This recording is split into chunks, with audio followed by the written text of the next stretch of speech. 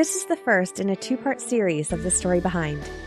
The subject of these 2 episodes couldn't be contained into just one show. We'll be celebrating the subject's 95th birthday on Tuesday, January 17th, by dedicating this week to her contribution to television, Hollywood, and her various charity work.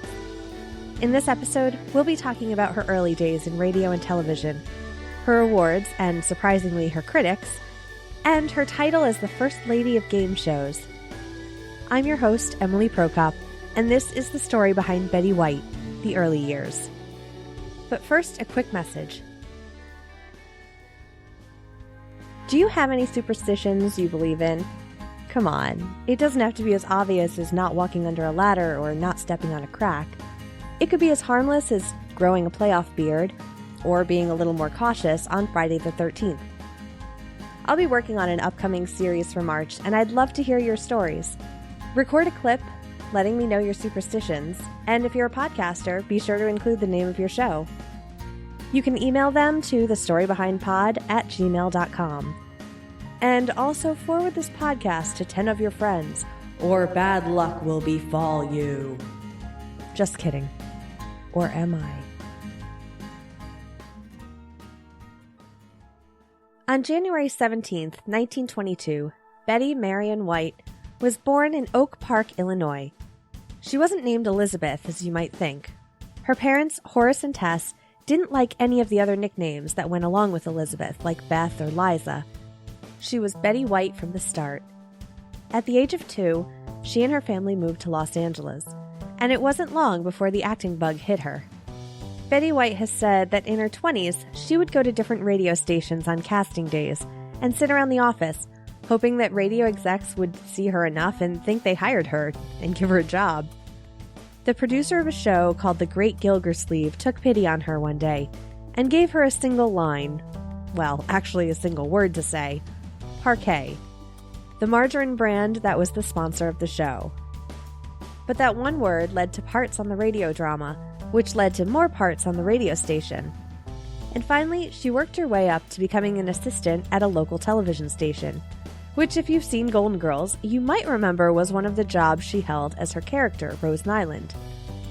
One of her early roles on television was on a show called Grab Your Phone, where she was part of a panel of girls who would answer calls from viewers when a question was asked.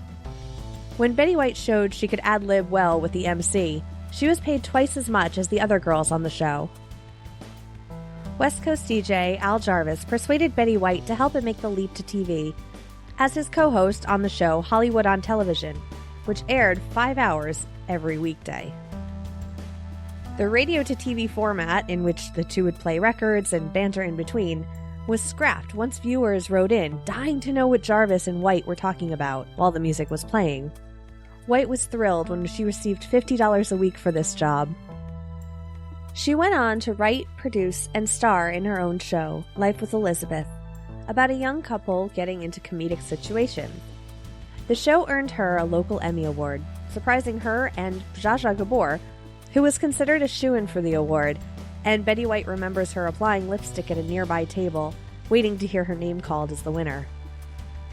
White was one of the first women producers in Hollywood at the time and began hosting her own variety show, The Betty White Show, in which she would sing, read letters from viewers, and the show is considered one of the first, if not the first, afternoon talk show. But that didn't come without the critics.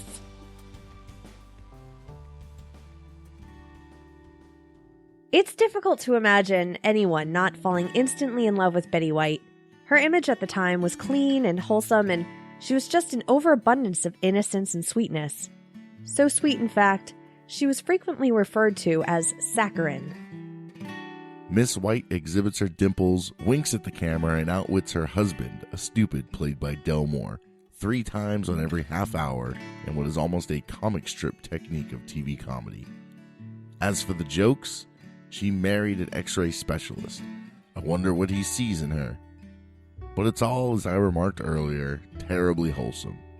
In fact, I suspect that if I took a bite out of Miss White, I'd absorb enough vitamin B to last all winter. That was written by John Crosby in the New York Herald Tribune in 1954.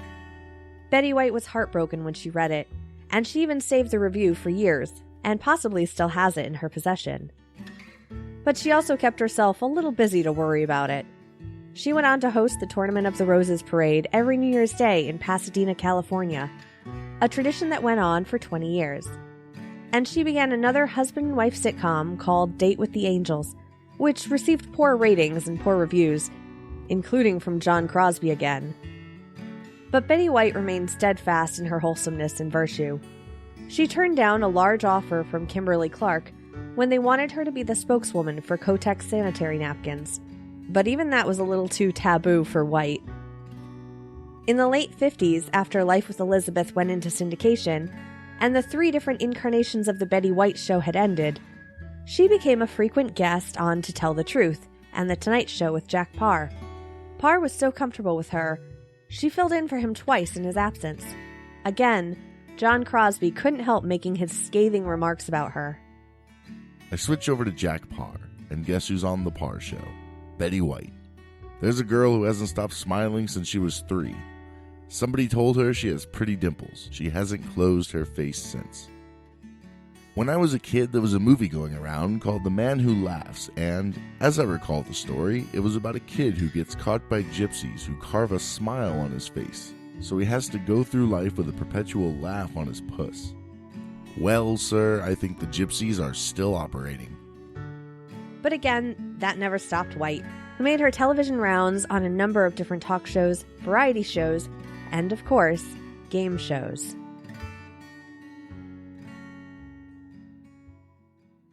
From the 1950s on, Betty White became known as the First Lady of game shows. She was quick-witted and fantastic at ad-libbing, making her a favorite for game shows of the era. And it was on one game show where she met her third husband and the love of her life. To back up a bit, in the 1940s, she had 2 seemingly short marriages. One was in 1945 to Dick Barker, but after 4 months on his chicken farm in Ohio, she went back to Hollywood. Her second marriage to Lane Allen lasted from 1947 to 1949, but ended when he encouraged her to quit show business. When she met Alan Ludden on the set of the game show Password in 1961, he fell instantly in love with her and began pursuing her, even wearing an engagement ring around his neck, and asking her to marry him for a year before she finally said yes. They married in 1963. They were together until his death from complications due to stomach cancer in 1981, and their stars on the Hollywood Walk of Fame are side by side. When asked if she had any regrets, White has said it was that she didn't marry Ludden when he first asked. She has since said on numerous occasions that she's not looking for husband number 4 because, quote, once you have the best, who needs the rest? White continued her game show appearances through the 1980s, including hosting her own game show, Just Men, in 1983. And she was the first woman to receive a Daytime Emmy for Outstanding Game Show Host. During her various appearances on game shows, she became a recurring character on The Mary Tyler Moore Show, and before long would come into quite possibly one of her most memorable roles as a Golden Girl. And we'll talk about that in the next episode.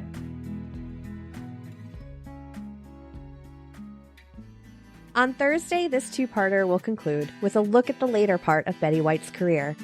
Be sure you're subscribed to The Story Behind on iTunes, Google Play, TuneIn, or your favorite podcast app so you won't miss it. The role of John Crosby was played by Daniel Repholz from the Toe on the Trigger podcast. Information for this episode was sourced from WMFU.org, biography.com, metv.com, and more links, which can be found in the show notes at thestorybehind.com. Thanks for listening.